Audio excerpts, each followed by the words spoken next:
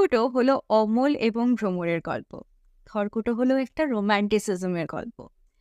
অনেকদিন বৃষ্টি হওয়ার পর যখন প্রথম জানলা দিয়ে সেই ঝলমলে রোদ্দুরটা দেখতে পান ঘুম থেকে উঠে, সেই অনুভূতি যেমন একটা ভালো লাগার উষ্ণতা ছড়িয়ে দেয় শরীরে, আমাদের মনেও এরকম ধরনের নভেল কিন্তু ছড়িয়ে দিতে পারে সেই ভালো লাগার রোদ্দুরের প্রথম আভাস। খড়কুটো কিন্তু সেরকমই কোনো প্রভাব ফেলেছে আমার মধ্যে।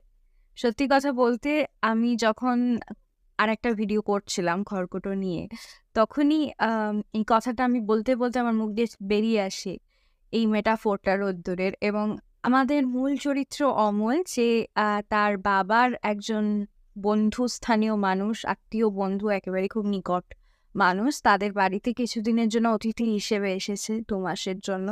এবং সেখানেই তার দেখা হয় ভ্রমরের সঙ্গে। ভ্রমর একটা অদ্ভুত মিষ্টি